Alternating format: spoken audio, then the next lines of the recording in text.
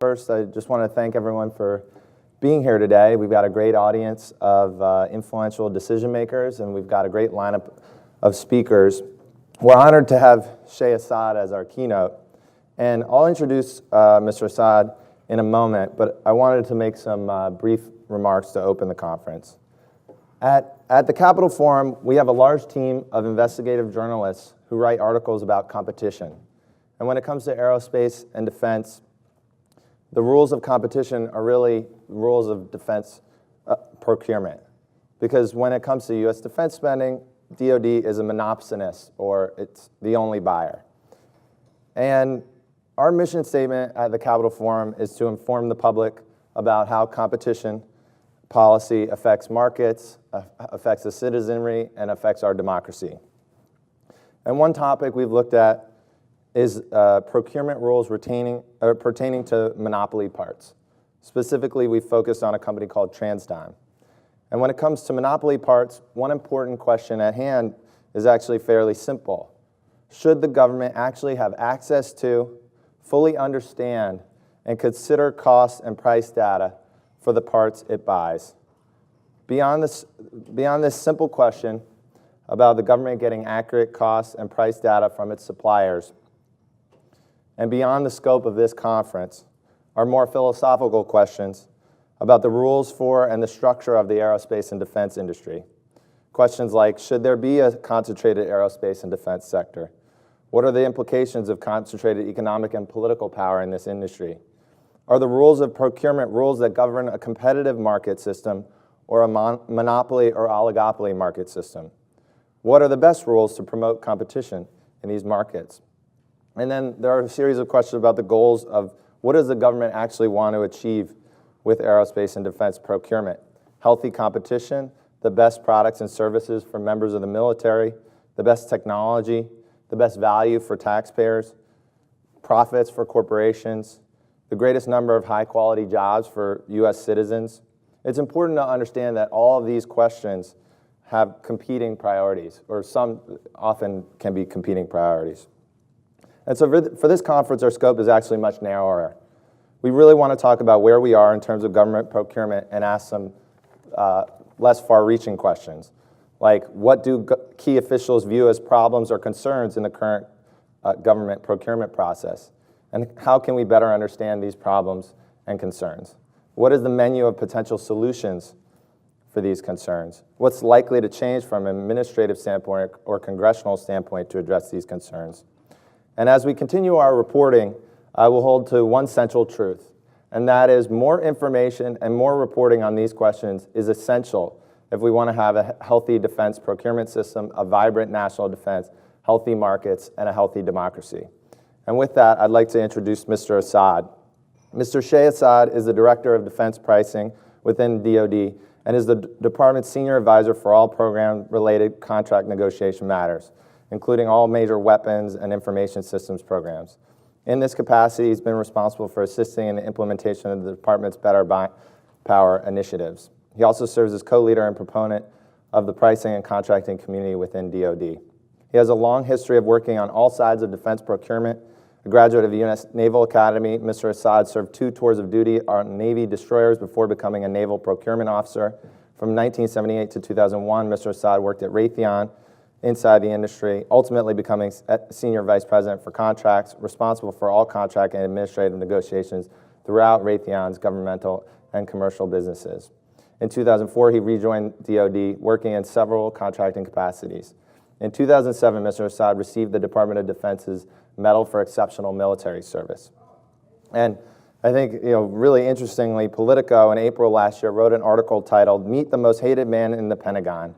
Company executives accused Shay Assad of pursuing a personal vendetta by hounding firms large and small to justify why they charge for weapons or services. And rather than trying to describe why that seems like an absurd title, David Dayen recently wrote in an Intercept article, he described that article this way: "Only in Washington can you become hated for trying to save taxpayers from being cheated. And pushing for transparency and standing up to powerful interests can be a difficult and lonely jobs in Washington." And I'd like us all to give Mr. Assad a warm welcome for joining us today as our keynote speaker. what it takes to be successful in terms of the acquisition system. First thing I'd like to do is recognize the Honorable Katrina McFarland. She's a former Assistant Secretary for Acquisition at the department, and she's a dear friend, and she's also world-class. So I'd like to say it's good to see you, Katrina. Let's talk about the atmosphere. Actually, for someone who does what I do, the atmosphere probably couldn't be better than it presently is. Right? We've got a president who clearly understands what I do for a living and what folks who are negotiating contracts do for a living. Right? He understands the fundamentals of what needs to be done in order to get a good deal. He is certainly out in front in terms of emphasizing that he expects the folks who work in government to take care of the taxpayers, right? And if you read about his philosophies of a good business deal, they really align with what it is that we're trying to do. You know, he talks about things like you got to know what things cost, right? If you read about him, he says, and he refers to his father as having a tremendous influence on him. And he talks about the thing that he respected most about his dad in business, whether his dad knew more about what the products and the services that the people who were working for him were providing than they did. And he said, you really can't go into a negotiation without having that kind of understanding, right? What should you pay for what it is that you're getting ready to buy, and what's fair? He talks about not liking to be taken advantage of in a negotiation, right? He wants to pay a fair price for the goods and services that we buy, and that's certainly what it is that we're trying to do. Talks about leverage, right? And it was referred to, you know, the government as, yes, a single buyer, but oftentimes when we enter into a business deal, we act like we have no leverage, when in reality we have all the leverage, right? And we have got to do a better job of understanding that. Competition, no doubt about, the president understands competition. You know, just some of the comments that he's made about the Joint Strike Fighter and the F/A-18, you know, that's while it's not direct competition, it's a sense of competition, right, that he's trying to get us to consider. And so, you know, I'm pretty pleased with the situation that we presently have. Having said that, you know, I want to say that the people that I worked for in past administrations were nothing but outstanding and terrific people. So this isn't any comment in a derogatory way towards the leadership that I previously worked for. They were great. Right? We're just on to a new group of leaders. And so what we're doing is pretty much staying the course in terms of getting after what we should be paying for the goods and services that we're paying for. You know, there's been some recent discussion about, I saw a comment yesterday about the I guess it's the 809 panel. They're the folks that are actually looking at reducing regulation, right? And I think one of the suggestions that they're saying is that we should, the FAR should be revised to say that the primary purpose of the acquisition system is to be mission focused, is mission first. And I think that needs to be revised a little bit, right? The primary purpose of the federal acquisition regulations is, yes, to have mission first, but in addition, it needs to say, while ensuring that the best interests of the United States taxpayers are taken care of, right? We should never separate those two. And when I'm talking to our contracting officers, you know, and I'm giving them guidance, you know, I tell them that there's a very fine line, right? That scale is about equal, right? Yes, we will do what we have to do. We will pay what we have to pay when folks are on the battlefield and they need something and it's going to endanger sailors or Marines or airmen or soldiers. Of course, we're going to do what we have to do to make sure that their interests are protected on the battlefield. But a lot of the things that we buy are not in direct support of the immediate battlefield, right?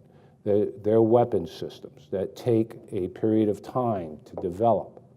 One of the things that I often chuckle about is, you know, everybody wants speed. Everybody wants to do things quickly.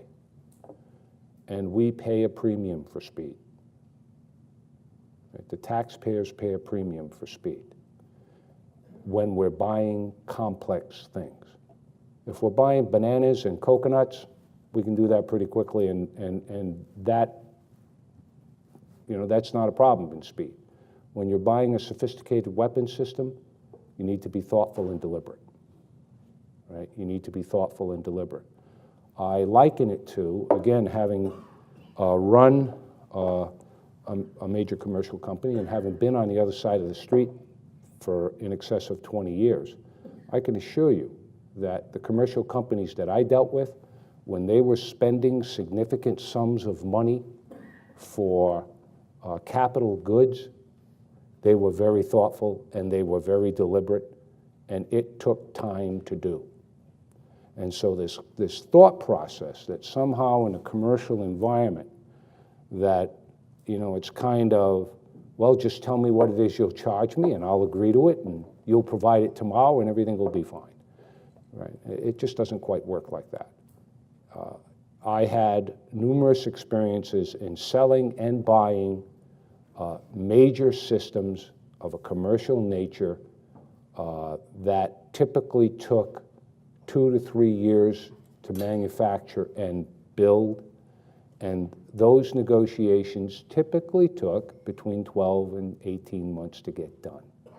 So the idea that somehow when you're on the commercial side of this, you know, things don't happen deliberately and don't happen with great thought and great care when you're spending shareholder money, that's just not the way it is, right?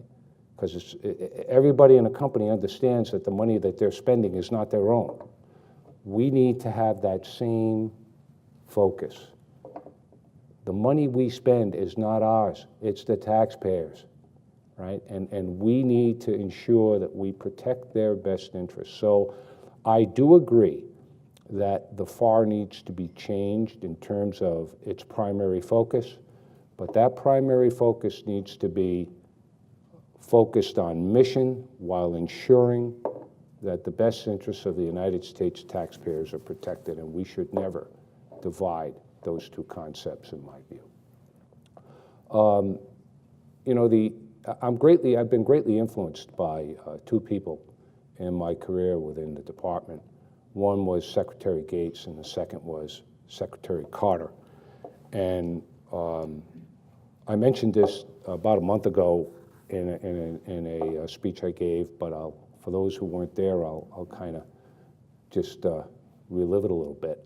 And they, not that I've memorized it, but I think if you haven't read Secretary Gates's book, Secretary at War, I'm pretty sure it's on page 459 at the bottom, on page 460 at the top.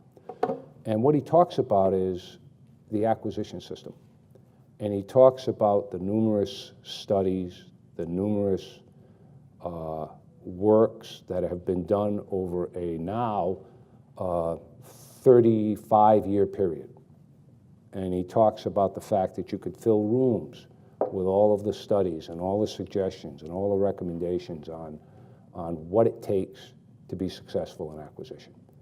And he recounts a conversation that he had with Secretary Carter. And he says that what they concluded, there were really only 5 things that you needed to do to make sure that you had an effective acquisition system. And the first thing he talked about was competition. You must have competition.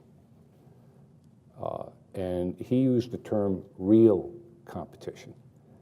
And having lived inside a company who lived and died on competitive wins and losses over a significant period of time, and having participated in that process, I can tell you that companies act differently in a competitive environment versus a sole source environment. It's just the way it is.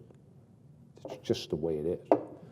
And so he recognized that, Ash Carter recognized that, and he said, look, you got to have real competition whenever you can have it. The second thing he talked about were requirements. Freeze your requirements as soon as you can, right? Don't keep changing them. And there have been some very successful programs where we have not changed requirements, and we're doing okay. And then there have been some programs that were a complete disaster, where we continuously changed requirements. The presidential helicopter, for example, right? That was a disaster because we kept changing the requirements of what we thought we needed. Third thing he talked about was fly before you buy, right? And of course, the Joint Strike Fighter is the poster child for not having done that. Having said that, you know, the reality of life is, while we've gone through tremendous pain in the development of a Joint Strike Fighter, the machine that we have today is an outstanding one, right? And it is essential to the defense of the United States. And so we've learned some painful lessons from that. And one of the lessons he talked about was, look, you ought to finish development and finish your testing program before you start to really buy something in significant quantities. That was his view, and I share that view. The fourth thing he talked about, actually it was the second thing he talked about, but I'm mentioning it fourthly, was you need hard-nosed, tough government contract negotiators with sharp pencils. That's exactly what he said. And he said, if you don't have that, you're not going to get very far.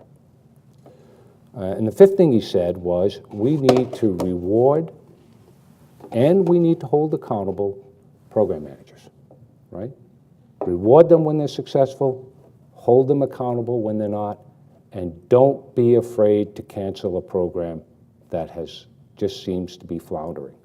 And he and Ash Carter, right, Future Combat System, presidential helicopter, terminal satellite program, right? I mean, several different major programs that they had the courage to say enough's enough. We're not going to keep spending money on these things. So from my view, if you kind of, you know, what we do for a living is hard, right? People talk about, when we were going to do the tanker program, one of the things they asked me about was, hey, we'd like you to go off and look at commercial industry. What do they do? How long does it take them to do this? And because we had planned for a 6 to 8 year development and you know, final testing of this particular product. What did we find out? Every major commercial airliner that has been built by Boeing or Airbus, guess how long it took? About 6 to 8 years. So this is hard stuff. You know, we don't appreciate it. Non-engineers do not appreciate what it takes to design and build a machine like a Joint Strike Fighter or an AMRAAM missile or a Patriot battery or a nuclear-powered aircraft carrier. The phenomenal engineering that goes on and the iterative design, because you know, these processes are not the kinds of things that, quote unquote, just design it and it'll work and everything's fine. It doesn't work like that, right? Commercial industry demonstrates that over and over and over again. I saw it at Raytheon when we were designing the Horizon and the Premier business jets from scratch. It's a hard thing to do, right? They were doing a brand new concept at that time out of composites. Right? They were building the fuselage out of composites. These are hard things. So the idea that you're going to be able to accurately forecast immediately what it's going to cost is something that's hard to do. Now, we've got some very smart people in the government. We really do. The folks in CAPE are really smart at trying to estimate what it's going to take to do this kind of stuff. But I'm just telling you that depending upon what you buy, the accuracy is going to vary. And we have to be mature enough to recognize what it is that we're asking industry to do.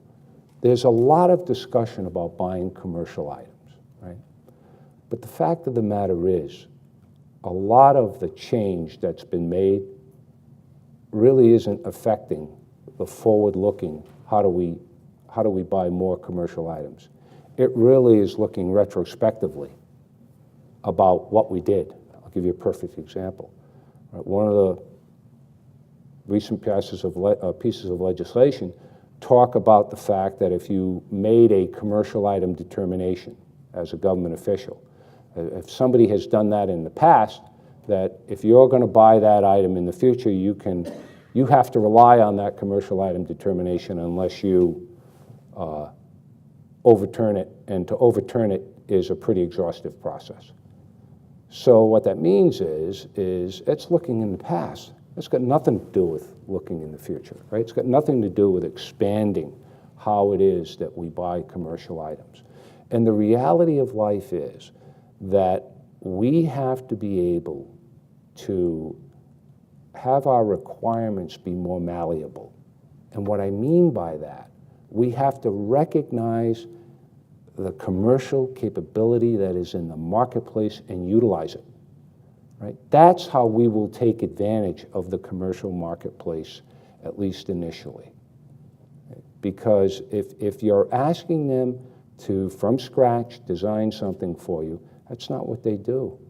Right? They focus on the marketplace in its bigger sense. And so they want technologies that are going to focus on that marketplace, whatever they perceive the products and services that they're buying. So we need to be more awareness of what exists in the commercial marketplace and how we can quickly take advantage of it. Right? That's the key. So it's more about requirements alignment than it is about contracting techniques. I can assure you that the contracting techniques that are used in a commercial environment are every bit as complex as what we do in government contracting in terms of issuing contract. In fact, sometimes it's more complicated. But I think we just need to recognize that in order to get that speed that we're all looking for, we need to have requirements that can recognize the capabilities that are existing today and what's going to exist in the near future, and then you can get that very quickly. But if you're looking for something 10 years from now, getting a contract done in 30 days versus 90 days, I'm not sure that's going to make much of a difference. Having said that, I think what the 809 panel is doing, in terms of regulation, we're drowning in regulation. That's obvious. And in fact, my good friend, Mrs. McFarlane, Secretary McFarlane, she spent 2 years trying to look at this. And where we couldn't connect is, where we want to be is, we're all for reducing regulation, but show us the money, right? Is the cost of operation going to be reduced? Is the cost of the goods and services that I'm buying going to be less? If the answer to that is no, then where's the money going, right? If in fact it's reducing cost and we're not getting a better deal, where's the money going? And so I'm one of these guys that says, show me the money.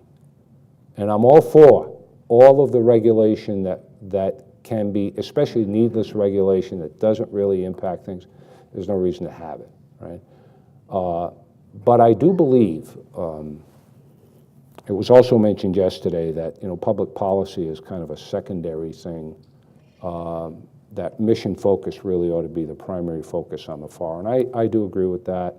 However, I think things like, for example, I really feel very strongly about the Ability One folks. they're the folks that are severely disabled and blind, right? So I feel like we should be doing more. There should be more of a regulatory emphasis to support those folks, because they're at the end of the food chain. Right? They're at the end of the food chain. And so more needs to be done statutorily, regulatorily, to ensure that those folks get an opportunity to live a meaningful life. And so that's one area where, you know, in terms of ensuring that the FAR recognizes things. Small business, you know, it's the incubator of innovation is small business. We have to recognize that. We have to ensure that typically when we go to small business, we get a pretty good deal, right? They're not typically burdened with a lot of overhead. And so there are things that while we're balancing the regulatory scale, we need to make sure that there are some public policy matters that need to be accounted for. And I didn't at all interpret that the commission was saying that they should be disregarded. They just said that the primary focus needs to be on mission. And my view is the primary focus needs to be on mission while ensuring that the best interests of the taxpayers are taken care of. And when it's essential, we need to make sure that those public policy matters are also accounted for, right? So I think that when you look across the board, we are doing a much better job today than we did 10 years ago. The change in the workforce, the capability of the workforce is remarkably better today than it was 10 years ago. If you know anything about our workforce and its capability and its composition, you would know that that workforce is significantly more capable today, right? And you would be very impressed. I oftentimes chuckle when people suggest that, you know, one time I was sitting with a group of investors and they said, well, what you've got to do is you got to make sure that when you're buying major weapon systems that you hire a good set of lawyers like those companies hire who negotiate with you. And I said, you don't understand. I'll take the best 10 government contracting negotiating teams we have in government, and there's nobody in industry that can go toe-to-toe with those folks. And that's why industry is so upset these days, because our folks are getting very steeped in detail, very steeped in what things cost. I'm talking the major weapon systems, right? Very steeped in that information, so that they're demanding on behalf of the taxpayers. Well, look, this is what the data says, this is what the facts say, and this is what I'm going to pay. And oh, by the way, I'm not going to play splitsies with you. I'm not going to change our position unless you can provide me data that says I should change my position. And I think you'd be very proud of many of the teams that we have. So I have seen that growth. It was deliberate. Secretary Gates kicked it off in 2008, actually 9. And you know, we stayed the course. So we've got a pretty capable workforce right now. Now, I will tell you that you're hearing a lot of discussion about AT&L, right? The reality is we need to change. Change is good. Change is positive. And I think, frankly, I liken it, you know, recently, a couple of days ago, Bill Belichick, if you haven't figured it out, I'm from Boston, or actually from southeastern Massachusetts, and I've been a season's ticket holder forever with the New England Patriots. And I was there when they were 1-15, and now I've been there when they've won 5 Super Bowls. But Bill Belichick was recently interviewed, and he was asked about his staff. And it's one of the smallest staffs. In fact, it's the smallest staff in the NFL, I think. And he said, well, how can you be so successful and have such a small staff? And what he said was, when I have, you know, a small staff, then, you know, it's easy for me to communicate. There's not a lot of distance between me and the players, right? It's kind of just one layer, and then I get to the players. And he said, and most of those people are pretty busy. And you know, when you have a large staff, he says there are occasional periods of downtime, and like anybody else, if you have downtime, what do? You start complaining about things that aren't right, and it leads to mischief. And so I'm one who believes that it will be a positive thing to streamline our staff a little bit.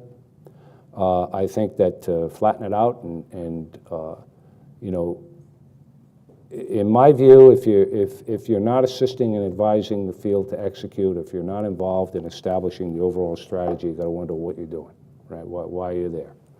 And so I'm very excited about what's about to happen over the next, my guess is 6 to 9 months to a year in terms of the new organization, because change is good, and we should all embrace change. And I'm looking forward to that and to those folks who are going to be coming on. What I'd like to do is maybe open up to some questions for about 15 minutes, and then I'm going to call it off. But I'd be happy to answer anything that you would like to talk about.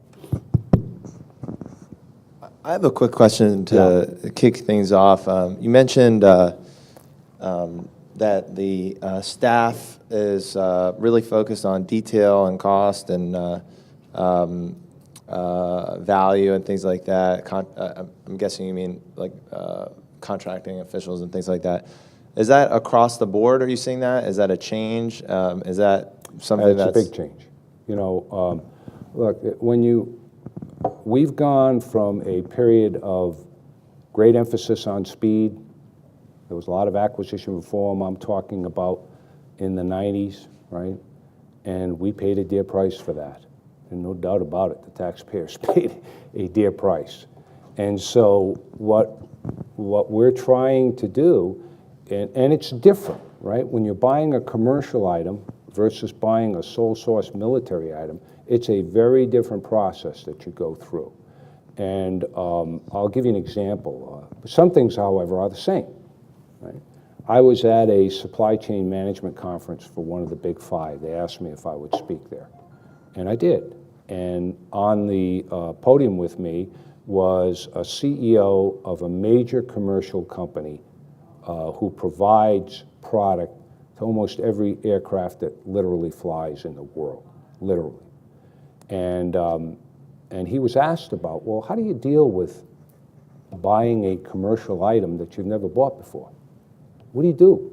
And this was the company who was sponsoring the thing, their supply chain manager asking the CEO.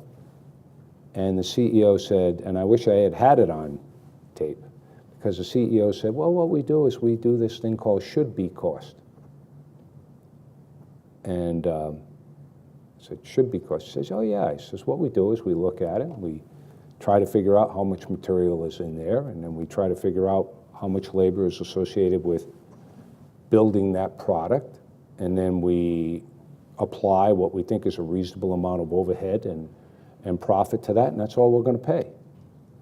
So this concept that somehow commercial companies, you know, just are blind to what it is they're buying and what they think it should cost is just not the case, right? Now, if you're buying a product that many people buy in the marketplace, and the price is pretty much, and whoever's selling it to you can demonstrate, look, this is Apple phone, whatever it might be. This is what people pay for it. Okay, well, then I guess I'm going to pay what everybody else pays, right? Well, we get into a challenge is when we're buying something that is not, in fact, being sold to a variety of suppliers. Right? And frankly, some of the legislation that's happened over the last few years has made it more difficult for us to do that. And so we're trying to ensure that, first of all, we align with what the law is, right? That we do what the law says, because we are going to do that, I can assure you of that. But we're also trying to be as diligent as we possibly can when we're doing that. Yes?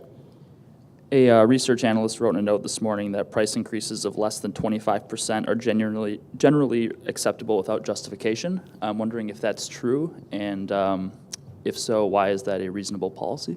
No, that's not true. What that's referring to are what we call pass-through spares and items of low value. What it does is it triggers for us whether or not we think we should use costing techniques versus pricing techniques. So whether, every major weapon system we buy, every single one goes through a significant and detailed cost review. If we're buying, for example, if there are people at DGSC Columbus or down in Richmond or the folks at Warner Robins at SMC, right? They're buying products. What it's doing is it's flagging for them, hey, this is a real problem. You need to look at this very carefully. Now, one of the challenges that we have, and we just have to recognize it as taxpayers and as citizens, look, we've got, last year we processed 13 million contracting actions. That's a lot of contracting actions for 27,000 people to execute. And the reality of life is there are some products that we buy that we're going to have to buy in some automated way. I mean, it's just the way it is. But the things that certainly come to our attention and things of a major significance where we're spending most of our money, we're pretty well focused. And in those cases, when we have something above that kind of a threshold, that sets a different set of rigor that goes into what should they pay. Yeah. Do you think, two questions, do you think the commerciality exception is too broad? And what, in your view, is the best way to encourage more competition? Okay, I think that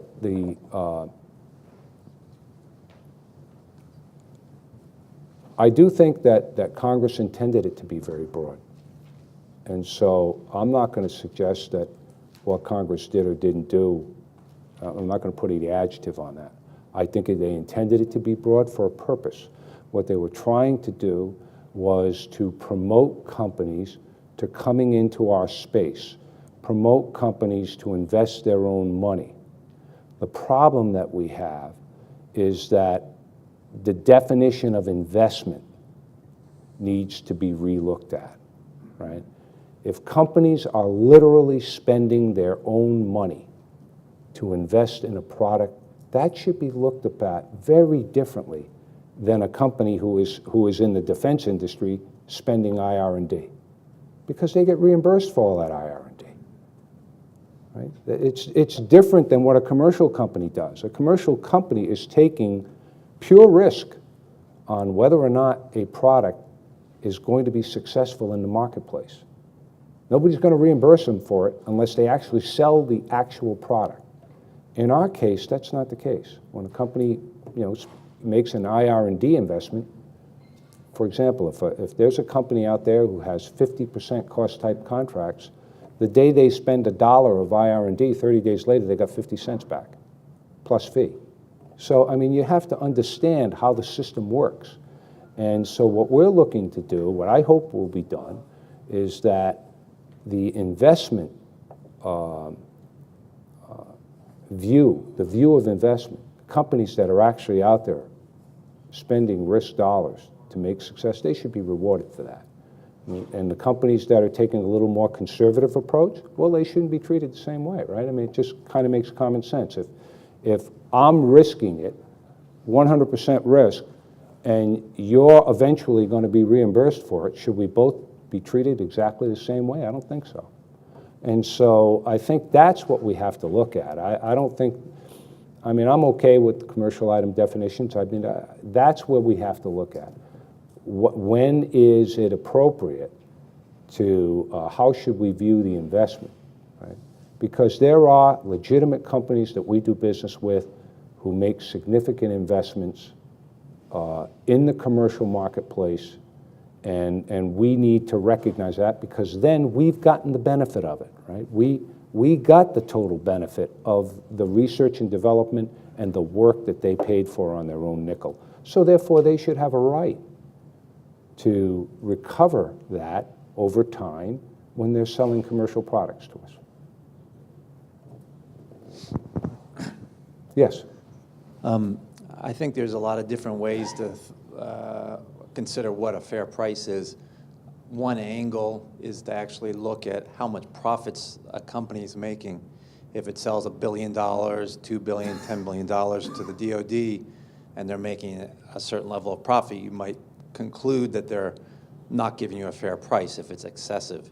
So what do you think is a reasonable, very ballpark range of profit for someone to make off the government? And then if you find someone that is abusive, that's making a lot more than you think is reasonable, what can be done to systematically address that moving forward versus what's been done in the past? We are very public about what we think fair and reasonable profitability is. You can go into the federal acquisition regulations. We have a weighted guidelines process when we're buying sole source military items. It's pretty easy to calculate, right? And depending upon the contract type, it'll range anywhere from 6 to probably 14 or 15%. However, when you're buying a commercial item, it's a different world, right? When you're buying I keep saying, I'm not picking on Apple, but when you're buying an Apple phone, well, I'll give you a perfect example. We had a company come in who sells us radios. And the company said, look, this is what I charge you for a radio, but I'll be the first one to tell you that's not what it costs to build this radio. But I spent $165 million of my own money to develop this radio. And so part of that is in the price of this radio. I got to recover that money, and he's right. And so it depends, right? I think that the rule set has been set up for us to, and that's why I think what we need to look at is the investment side of this. If in reality you developed it, quote unquote, on your own, but I reimbursed you for all the development, should I look at that the same way as if you took and invested that money on your own and took pure risk in the commercial environment? No, I don't think so. I don't think we should, right? It ought to be looked at differently. So that's what I'm hoping folks will look at as we're going down the road. I think that it all depends, right, on what it is you're buying. When we're buying a military sole source item, it's very clear, and we stay within those guidelines. Now, let me say this. Our challenge has not been, are we negotiating contracts where, we should have negotiated somewhere between, let's say it's a fixed price contract, somewhere between 12 and 15%, let's say. Are we doing that? Well, yeah, I think if you look diligently at all the work we've done, that we pretty much stay in that. The problem is that's not where it ends up, right? If I'm negotiating a contract where I thought you're going to make 12 to 15 and you make 40, we need to understand why, right? Especially in a sole source environment. So I guess where I'm going with this is in a sole source environment, absolutely, right? In a sole source military item environment, I can assure you that we are focused on that with a laser beam. And frankly, that's why I didn't earn this reputation. It's really the people in the department. I mean, that's why I've been called the most hated man in the Pentagon, right? Because that's what we're focused on. Now, on the commercial side, it gets a little more tricky, right? We don't have the same kind of, one of the things that, for example, there is a hierarchy of methodologies that we're supposed to use when we're buying a commercial item. And in fact, the last one says, look, if you've expunged all of, or if you've gone through all of these different methods and you still can't determine it's a fair price, then you need to go find out what it costs. The problem is that the statute and the regulation does not require the company to provide it to us. right? So we can ask for it, and the company says, no, not going to give it to you. And so, one of the things that we would like to have is what we're doing with commercial companies, just so you know, is we are negotiating advanced agreements with a number of commercial companies where we are laying out the ground rules that says this is the information you're going to provide to us so we can evaluate whether your price is fair and reasonable. And we agree that if you give us this kind of information, we're not going to ask you for any more information. Because if you give us that data, a competent, capable contracting officer should be able to figure it out. Right? And so that's where that's the path we want to go down. And what we're saying to the companies is, look, nobody should know better than you why the price you're charging me is fair and reasonable. Right now, the monkey kind of sits on the contracting officer's back. Right? They need to figure it out. What we'd like to have is more transparency, especially in terms of price, right? Price that's being charged to different commercial customers. This is all, in my mind, about transparency, right?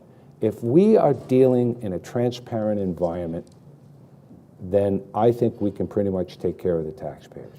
It's when we don't have the tools of transparency that makes it more difficult for us, whether it be transparency in price or if it's a military item, transparency in cost. Am I done? Yeah, maybe one last more. question. Okay, yeah. Yes. So maybe two questions. One, just to follow up on that last question. I guess what specific actions, if any, do you plan on taking to empower the procurement officer to not only request the cost data, but actually receive the cost data? And then two, I guess what specific actions will you be taking to effectively make these hidden monopolies kind of well-known, if you will? We are, as a matter of routine practice, for example, about maybe 7 or 8 months ago, we pulled together the top 500 pricing analysts in the department. Right?